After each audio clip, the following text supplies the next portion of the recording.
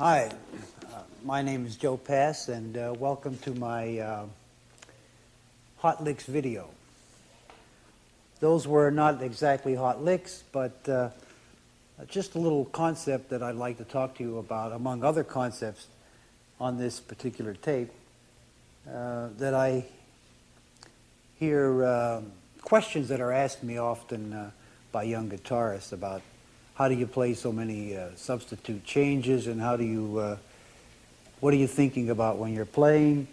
And so I took a little chord pattern. I think it's, let's see, now I'm not good at numbers, but let's see, I think it's 1-6-2-5, or C major, A minor, D minor, and G7.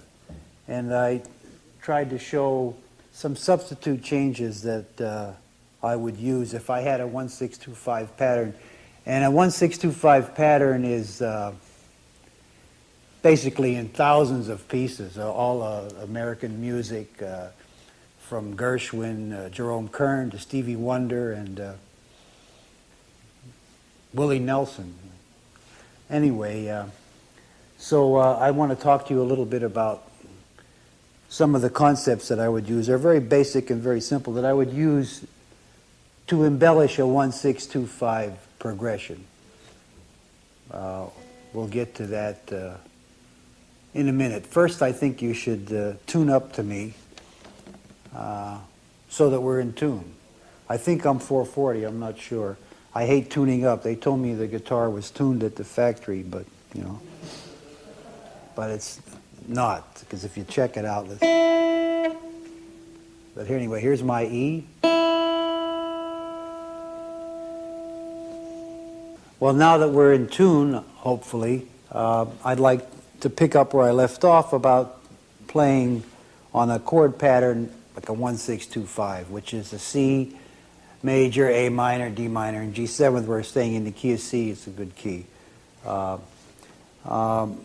So, for instance, this is the C major, the A minor, D minor, and G7. First of all, let me say that when I think of chords and chord patterns, I think of everything very basic and very simple.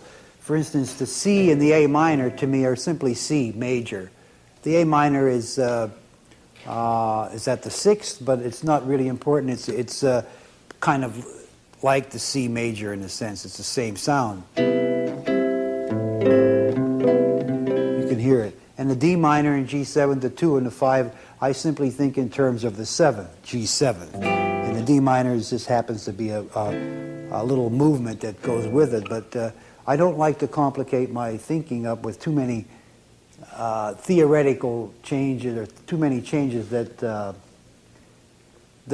not. I think very basically. Basically, I think in terms of chords, major, minor, and dominant. Simple. Under the dominant family, I would include the augmented, I would include the diminish, and I would include any altered dominant seventh chord, which would be a raised 9, a flat 9, a raised 5, a flat 5. But those chords all become, for me, dominant seventh chords. So, but we'll get on to that's another whole different concept or bag.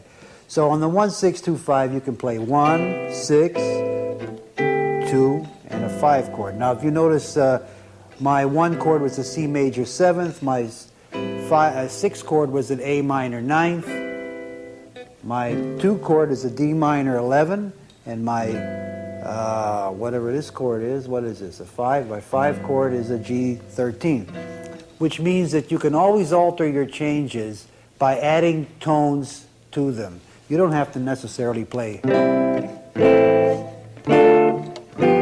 And the sooner you start to add tonal, add other tones to your chords. For instance, on the 1 chord, if you can add a 9th, you can add a 6th, you can add a 6-9, you can add a major 9th, you can add a major 7th.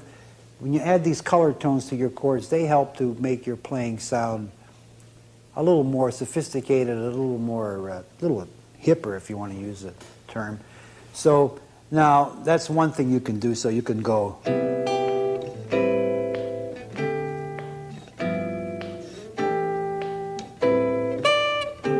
You can add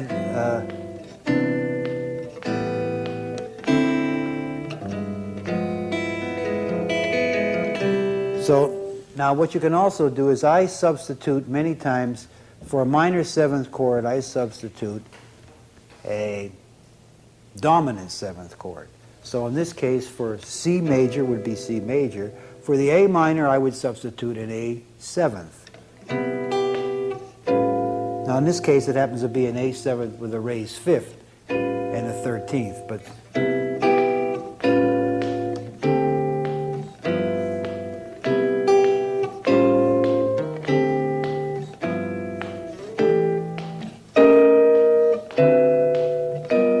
so I'm substituting for the minor, A minor, I'm substituting A7. And all the variations of A7, that would mean A 13th, A augmented, flat 9, A 13 flat 9, A 13 raised 9, A 13 flat 5 raised 9, all the combinations of the dominant seventh that you can think of, and which would be 9ths, 13ths, would be raised 9s, flat 9s, raised 5s, and flat 5s. Those are all the tonalities you can put in the chord. There are no other ones that I can think of. So in this case, I'm having C major 7th, A 13th. Now, I also, like I said, I substitute a dominant 7th for a minor 7th. In this case, the chord was D minor. I make it a 9th or a D 7th. This is the substitution for D minor. It's a D 13th. And for the G 7th, I substitute nothing. It's still a G 7th, except I have, thought I fooled you that time. I thought I have G7 raised 5, raised 9. Now, another thing I could tell you about, you can always move chords chromatically. And I'm going to show you another substitution now. In other words, for the key of C, the C major, which is our first chord, the 1, I can make it an E minor, because if you notice, the sound is the same. So very close to the same. E minor and C major are related. If I put a C root on, you have the... So now I can, once I said that I can substitute for a minor chord, a dominant chord. So in this case, the C major becomes E minor becomes E 7th raised 9. And we have this. So listen.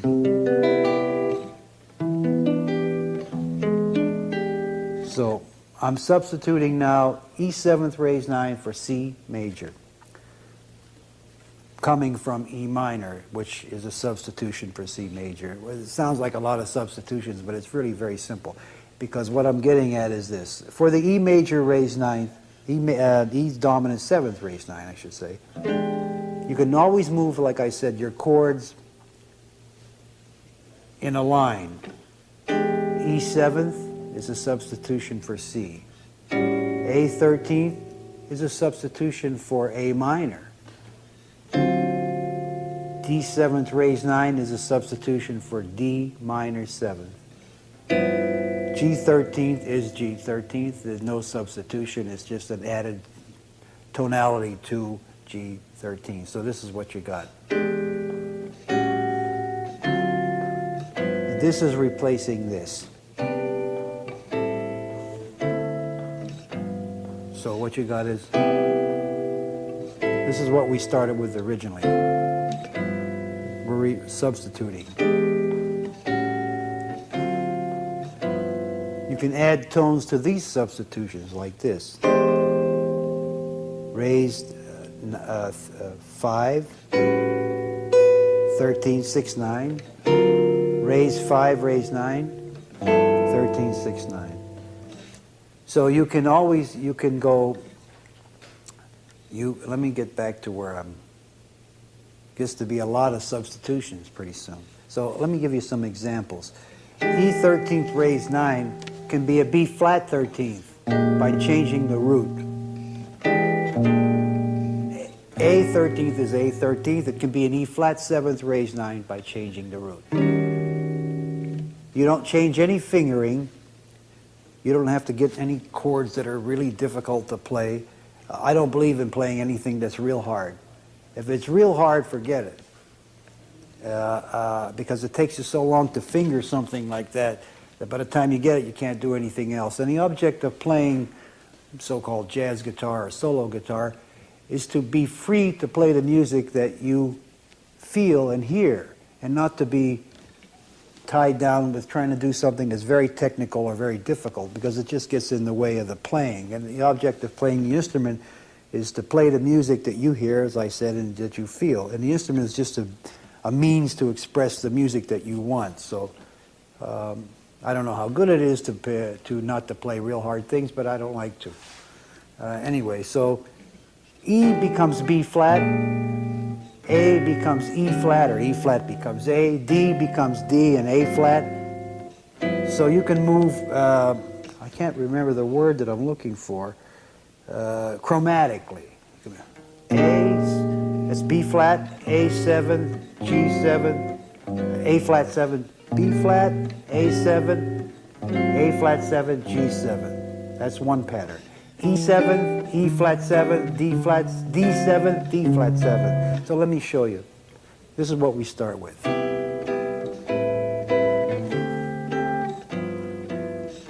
This is substitution. Substitution. Different root.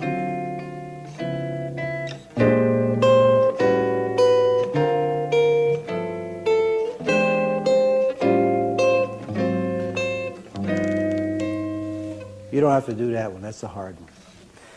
The reason I did that was because you want to keep, sometimes you can move voices back. This is the moving a voice. Sort of a little melodic line. Because things you don't want to do is this.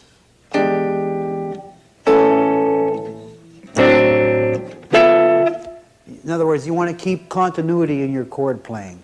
If you play a certain voicing, it's almost logical that you could move that voicing back, or by changing one note or one string, you get continuity. So the thing to keep in mind is to keep in mind melodic lines, voice movements. I keep repeating that one. Voice movements, or a common tone in your chord, like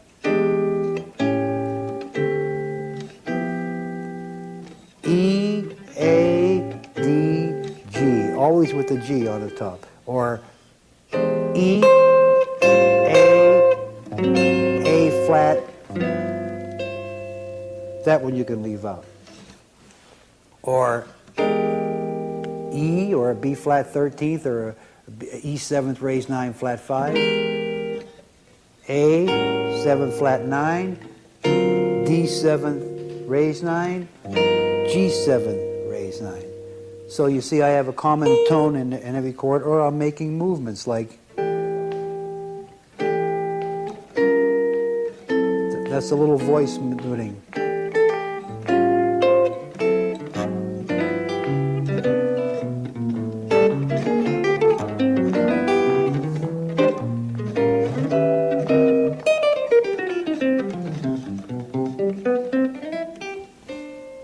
Anyway, so let me once review what I was trying to talk about. I was talking about 1, 6, 2, 5 pattern, very simple pattern, and talking about substitutions. One of the substitutions is to add color tones to your 1, 6, 2, 5 pattern, which would be adding 9ths and 13ths, which would be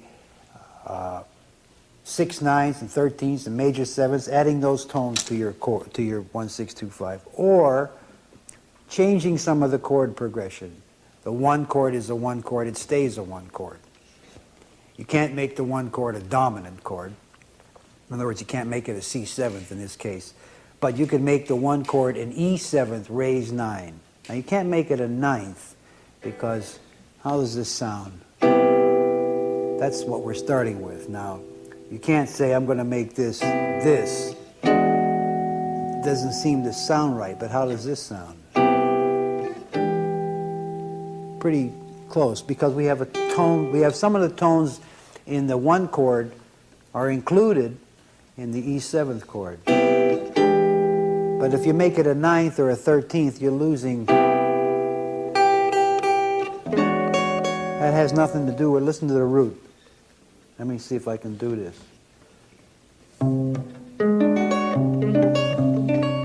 That's not right, but this will be all right.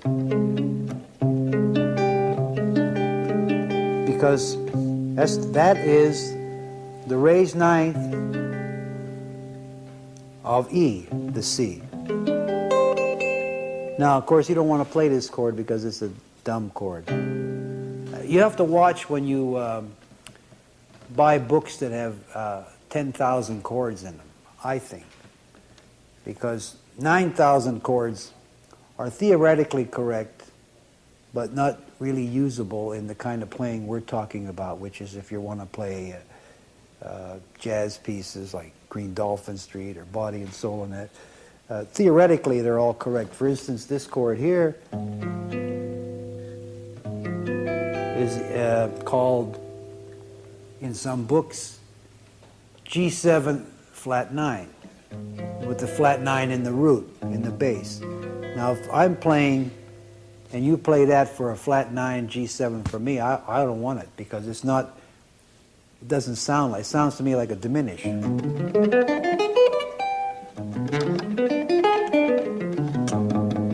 G7 flat 9 should be this. All the altered tones in your chords on the guitar, in most cases, should be on the top strings. Flat 9, raised 9, flat 5 should be on the top 3 strings. And I believe that the lower strings should be root chords. So G7 flat 9 is that. Not, though theoretically it is. So be careful when you learn chords. If you watch other players play, some of the well-known players, anybody that plays can play, you'll notice that they all use the same general grips, I'll call them, or chords. These chords are very common on the guitar. Ninth forms, these kind of forms. Very few people are playing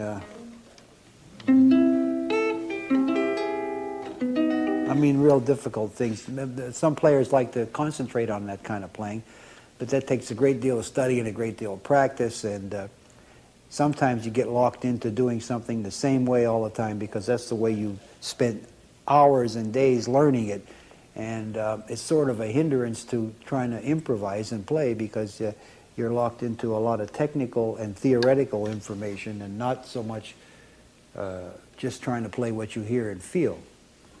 So I might have digressed some, but anyway, where was I? So you can go 1, 6, 2, 5. You can go chromatic from E to A to D to G. You'll have to figure those numbers out yourself. You can go from B flat to A flat to G. Those are all 1, 6, 2, 5 substitutions. You can go from B flat, I sound like that guy, my name is, you can call me Joe. You can call me Joey. Forget it. So anyway, you could go B flat, E flat, that's a cycle. B flat, E flat, A flat, D flat. That is the same thing as substitute for 1, 6, 2, 5, I hope. If it isn't, you'll have to write to me. So let me play some 1, 6, 2, 5 for you.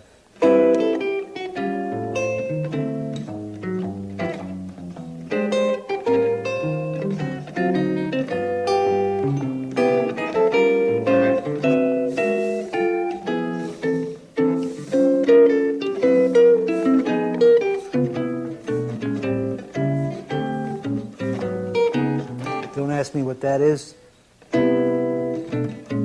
That's 1, B minor 7, B flat minor 7, A minor 7. Just a little movement. You can always move on the guitar chromatically into the chords that you want. In other words, you can go like this. Or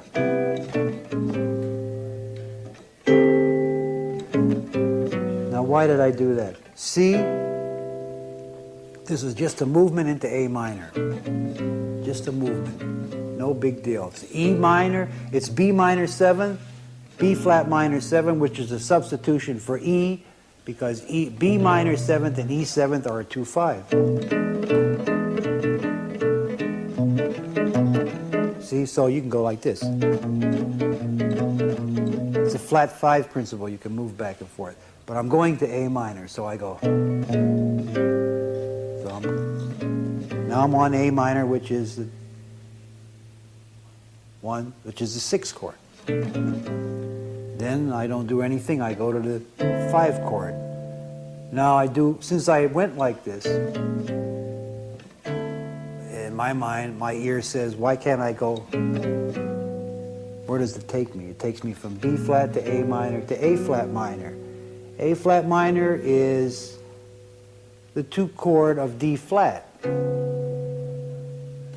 And D flat is the flat 5 of G. This is really theoretical. I don't know why I got into so much theory, because I'm not a theory person.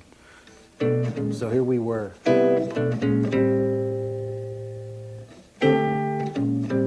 But A flat minor, as I said, is the 2 of D flat.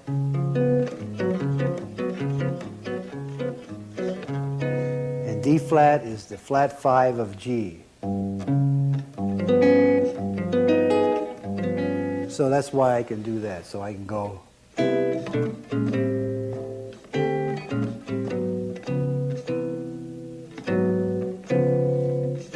See, A flat, D flat, B, C major 7. Or A flat minor, G7, C major 7. So you see, it's all relative. So those are some movements on 1625. And what you want to keep in mind is, if you use a certain kind of a chord form, think about using it several times. Move it chromatically. Anyway, if you use this form, just think about moving it to A. You don't have to make any big movements. You have some a moving line, and you have nice voicing, and it works. And if you ask the question, like, what if other players are not playing those chords? Or how will it sound if I'm playing with a piano player? Well, if you're playing with a piano player, you better do what the piano player does, because he has 88 keys and he's louder than you, I always defer to the piano player because they're louder and bigger. But the thing is, you have to make some adjustments. But if you play your chords without 6-string voicings, I mean, try not to play chords like, little chords, so that you can have a little, like, 3-note chords, inside chords. So you can move. For instance, you take these 2 notes. If I'm playing with a piano player, I'm not sure what he's doing. You have to be careful in the beginning. So if we're in the key of C, I might play this kind of a C. Just these 2 notes. So these 2 notes could be C major 7th. They could be E7. They could be B flat 7th. They could be G. They could be E flat major 7th. They could be A flat. So you pick tones that are neutral in a sense until you know what the players are. Now, another thing you can do if you want to find out, every player, every chordal player has a harmonic boundary that he plays from, that he likes to use. You'll find, usually you can tell on the turnaround of a tune what they prefer. Piano players, some piano players prefer turnaround like, and they like that kind of a sound. So, and the reason they do it on a turnaround is because the turnaround is the place where the pianist or the chord player, the guitarist, has a choice, because there's nothing happening there. It's just the turnaround. So he can get crazy or do whatever he wants. So some turnarounds go like, it's like 1-6-2-5. Some of them all of a sudden start using all raised 9ths and 13ths.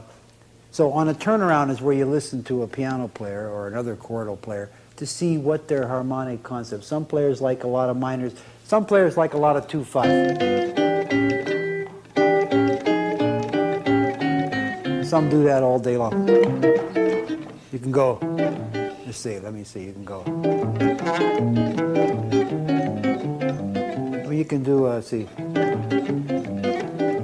That's 1625. Or you can go. Yeah. That's related to 1625 in a kind of a way.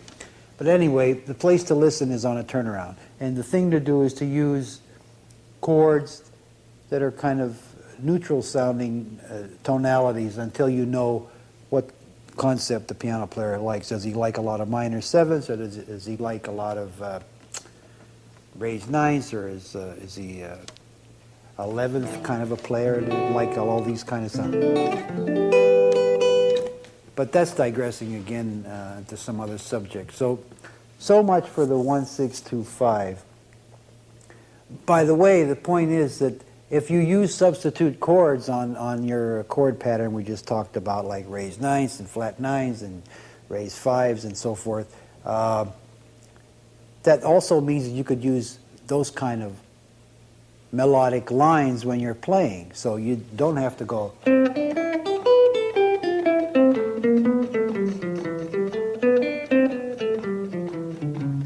That's kind of plain. 1, 2, 6, or 1625. Those are kind of just kind of scale. You could play.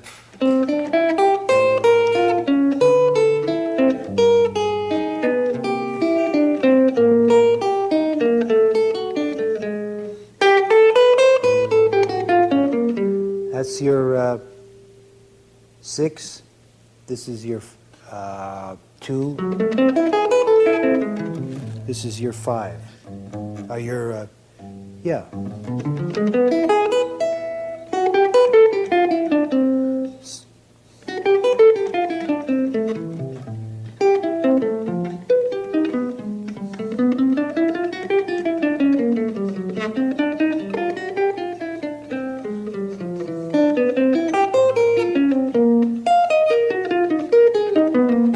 This is your 1.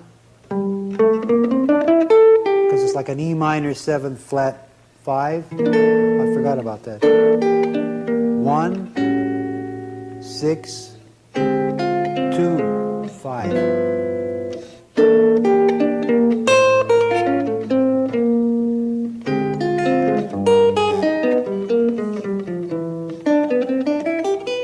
I'll play a little bit of a single line on 1625 to show you what I would be doing if I were improvising on it. Starting with some very basic melodic lines to some more involved melodic lines, I hope.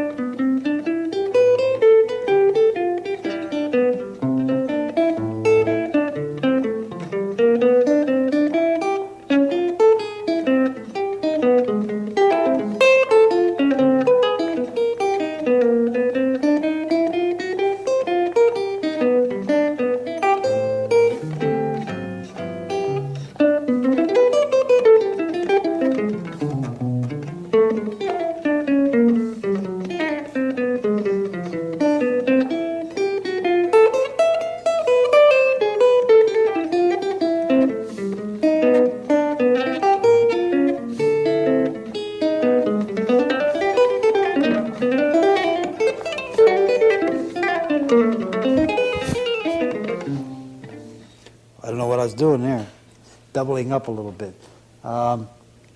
So what you can do here is maybe on the 1,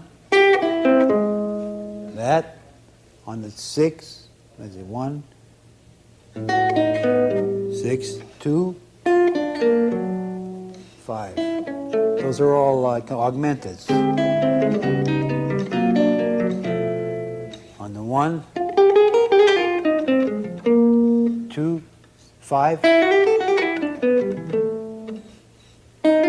2, 5.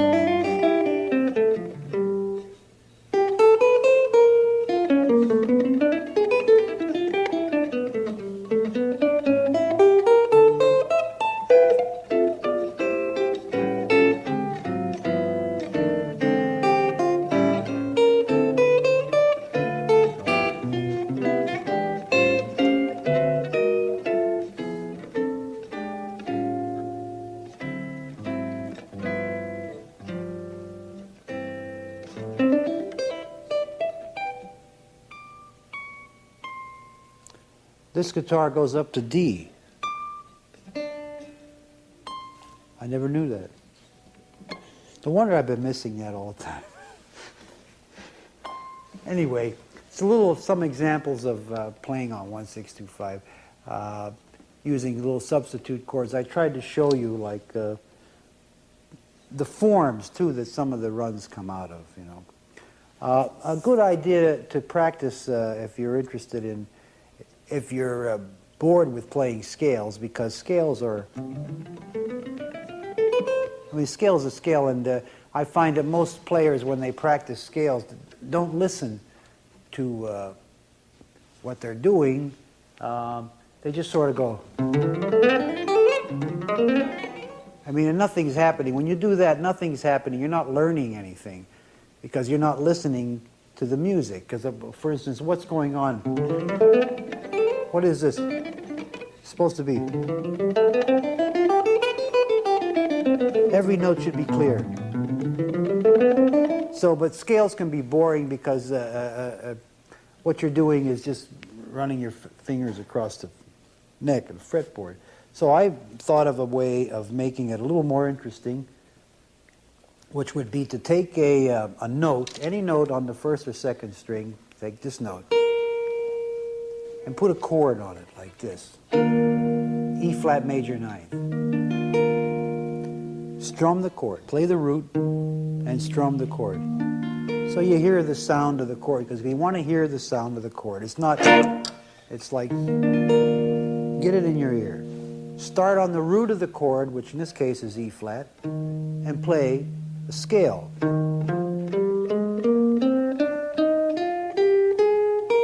Stopping on the note that, the top of the chord, which is this, so you have this.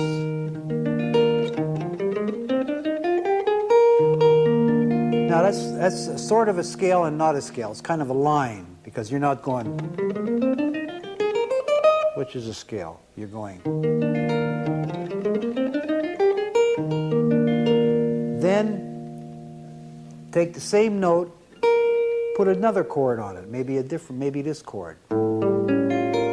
A7, raise 5, flat 9. Play a scale from the root, from the root.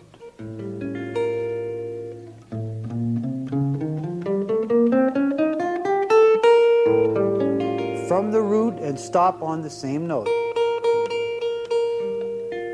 Now maybe you might want to play this chord. D7, raise 9, flat 5. From the root.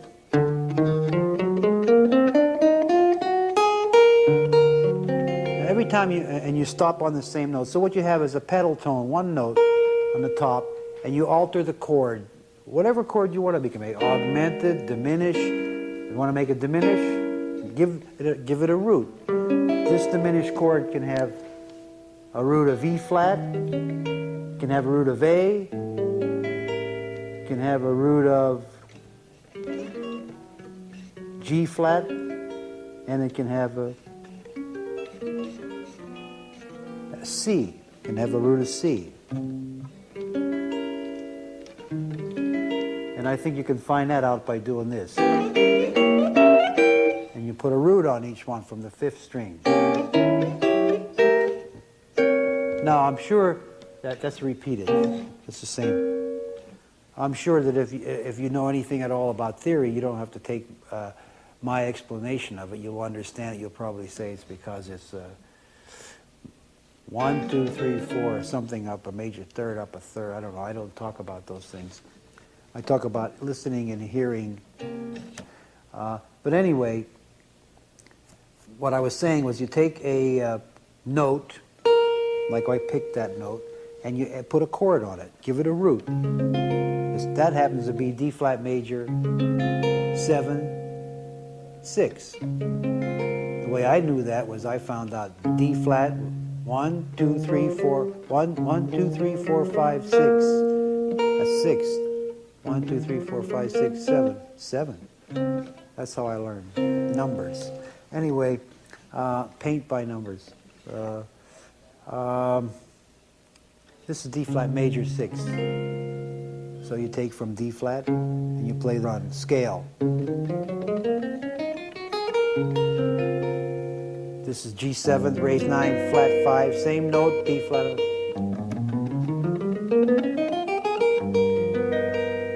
This is G flat 13th, same note.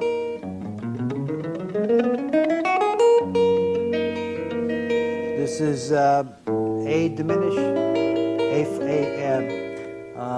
no, it's not A, it's A7 flat 9, or B flat diminished.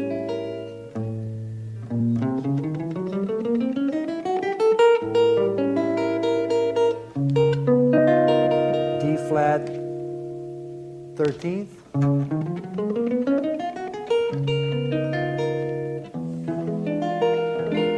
E7 flat 9, flat 5.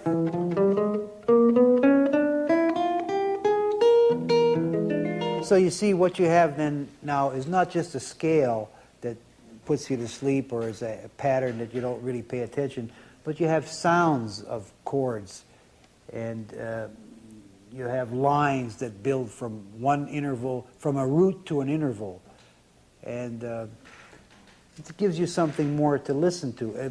By the way, you should always listen when you're playing. Listen to yourself. So many players I see, not many, but some, play chords that they say G7th and they go like this. Now, I mean, that doesn't belong in there. Whether you use a pick or what, that doesn't belong in there. That C is wrong. It doesn't belong in there. But if you don't hear that it's in there, or you play and you don't hear that that note is in there, how do you expect to hear anything else that's like musical? I mean, if you can't hear it, that doesn't sound right. This is a D ninth, nice D ninth, and sometimes I hear players go with the ninth and the root in the bass. So you have to listen very close to everything you play. Something I do is if I play a chord, if I don't like the sound of the chord, I mean, I always say to myself, is that the best sounding chord I can get there? Or can I play something, or can I play? I mean, I'm not going to do anything that's like, but when you grab a certain form, see what you can get out of the form just by moving a finger or two. Now, you don't have to start going. I mean, that's for the guys who want to work real hard. You use about as much as you can in the form. You try something else. Now I'm going to talk a little bit about bass lines and comping with bass lines, because a lot of guitarists ask me about that. And if you notice, I did some of it on the when I was demonstrating the 1-6-2-5 concept. Anyway, I'll play a little bit to show you.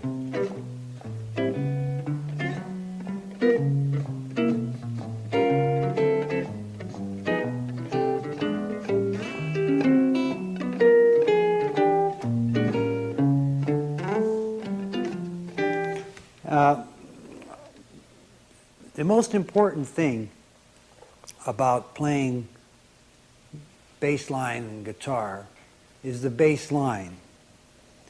That is the most important thing. It's not the little comping chords that go on top, though a lot of players think it is or ask me about it. The bass line has to be melodic. It has to be like a little Bach piece. It has to stand on its own. It has to be.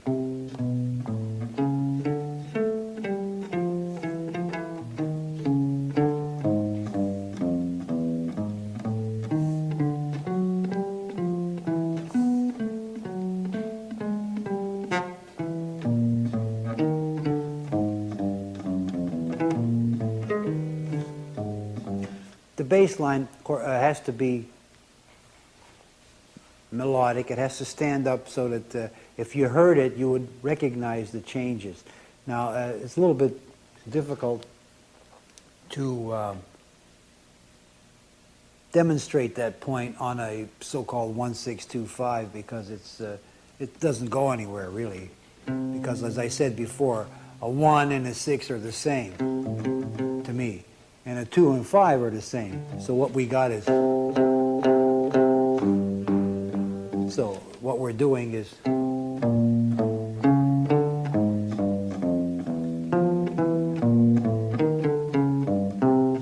so now let me show you how I do the comping on the 1-6 on the bass line.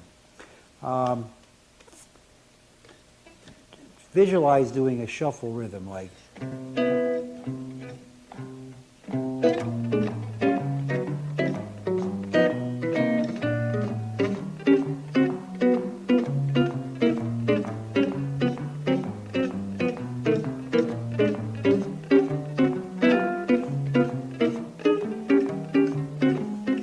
So it's a shuffle, don't go. Shuffle rhythm. And then leave every other accent beat out. No, just.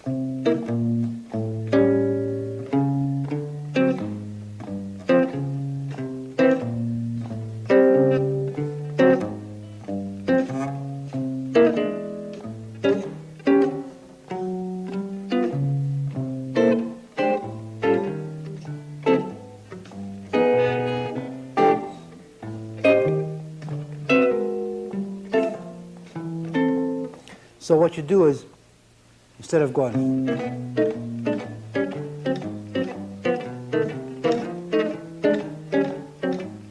you're going, you're leaving out every other shuffle rhythm beat, and you're building your bass line. So the little chords that are played on the top, in this case happen to be dominant seventh little forms, because this lends itself to that, but it can be a major seventh. A sus. Now, after you get a little bit, after you're able to move like,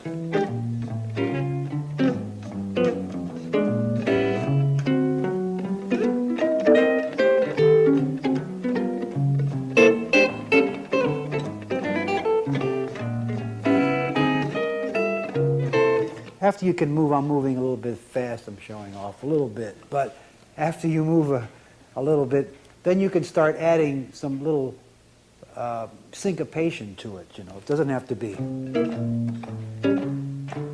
So you notice every other one. Bum, bop, bop, bop, bop. So you can start going.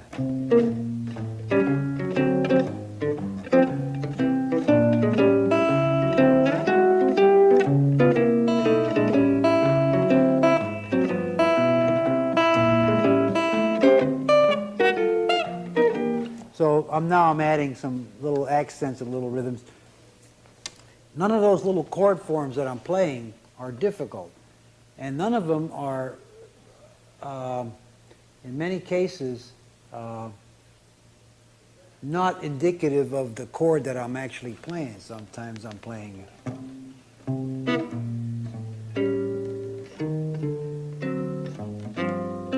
G7, it's a G sus. Or you can do this. Now, these two notes are kind of neutral sounds. See, that could be an E minor, or an E7, or a C. If I have a C root as a bass, say I'm going to go, I can go. See, these two notes are not, it's not like this. In other words, nothing that I'm playing is very difficult. The notes happen to be under my fingers around one of the bar forms, which is another subject I'd like to talk to you about on another tape, which is the subject of using bar forms to move around on the guitar. The value of understanding the bar form, like having a capo, you know, like where you see these people put the thing on, it goes like that. Well, this would be like having a capo and it's stuck in your head, see, and it hurts sometimes, but the bar form serves as a capo. and I'd like to talk to you about that sometime, and the use of it. But in building bass lines, I'll play, for instance, this 1-6-2-5 business with as much as I can think of as far as building a line.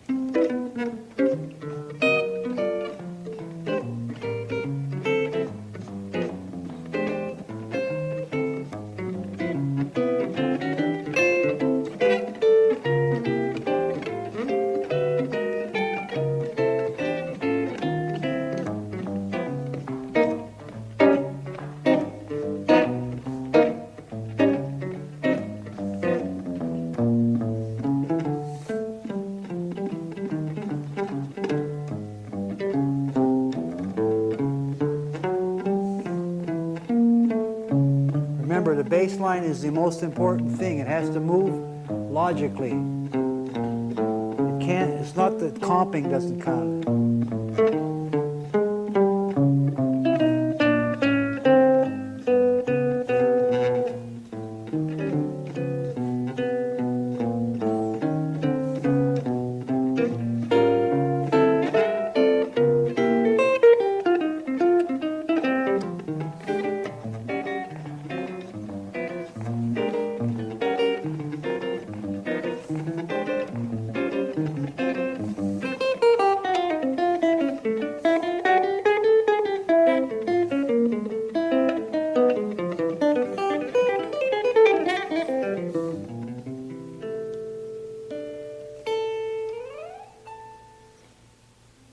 Anyway, that's kind of an example of building bass lines. The important thing is the bass line itself. You should be on the root at a certain place in the bar. I can't tell you exactly where that should be, but the root should be sounding somewhere within the area of the chord change. You can avoid the root. For instance, you can do this same pattern like this.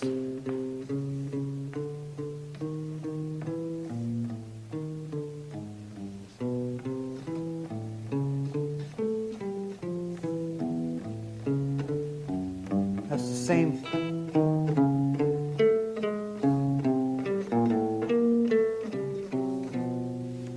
That's A7, D7, G7. C. So if I were playing a tune that had an extensive chord progression, I could demonstrate the bass line a lot clearer to you. But since I said it once again, this simple little pattern of, I call it I love coffee, or whatever, is restrictive in the sense that you keep going around the same cycle, and there's only so much movement you can do on the same cycle. For instance, you could play a bass line like this.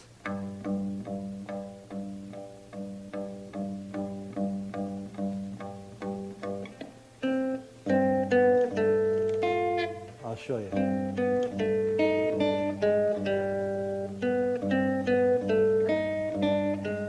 So in other words, it's a pedal tone. So before I finish, I'll play a tune, or I'll play a little piece for you or something. But there are no wrong notes in playing, you know. It's just that they're in the wrong places. But there can't be a wrong note in music, because there's only, how could there be a wrong note? Maybe there could. Write to me and tell me. I don't know. But I'll take the same chord pattern and play around with it. Slower. Always have a melody in mind.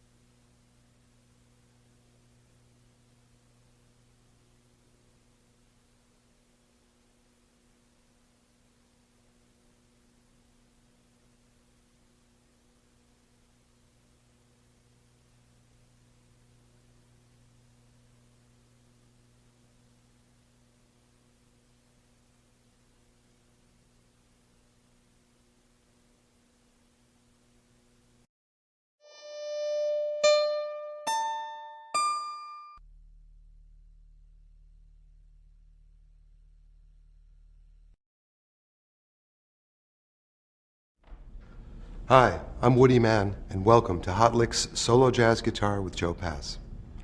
The video on this enhanced DVD was originally released in 1986 in VHS format and was Joe Pass's first instructional video for Hot Licks. Joe Pass has long been hailed as one of the true giants in jazz history. His series of virtuoso recordings for the Pablo label in the 1970s set a new standard for solo jazz guitar and have since become classics. On solo jazz guitar, Pass gives a full treatment to the 1-6-2-5 chord progression, explaining, demonstrating, and performing the improvisation and arranging techniques that are at the heart of this extraordinary style. He starts off by showing you the basic progression, then embellishes the chords by adding color tones, substitutions, bass lines, melodies, leading tones, and several other musical devices. Joe shows you that there are endless ways to navigate this progression and gives you the tools to make your own creative choices. If you're new to jazz, you might find it difficult to keep up with the alterations and the substitutions. This enhanced DVD has two special features that could make this a lot easier. The chord corner lets you hear each chord while seeing a photograph of the position along with the chord diagram. The slow motion special feature allows you to loop each exercise at half speed with the audio restored to standard pitch. These new features, along with the tab booklet, should make it a lot easier for you to get the music right under your fingers. Toward the end of the session, Joe covers approach to single note solos over the 1-6-2-5 progression. He makes use of many of the chord tones in these melodic lines, so it helps to be familiar with the progression before attempting to solo over it. Again, refer to the slow motion section if you have any trouble keeping up. Other features that have been added include Joe's biography, a selected discography, and a suggested listening list of important and influential jazz recordings. Joe's follow-up to solo jazz guitar is called The Blues Side of Jazz and explores the 12-bar blues chord progression that is also commonly used in jazz guitar. These two classic videos will give you an unprecedented insight into the playing of a true jazz legend. Good luck playing solo jazz guitar with Joe Pass.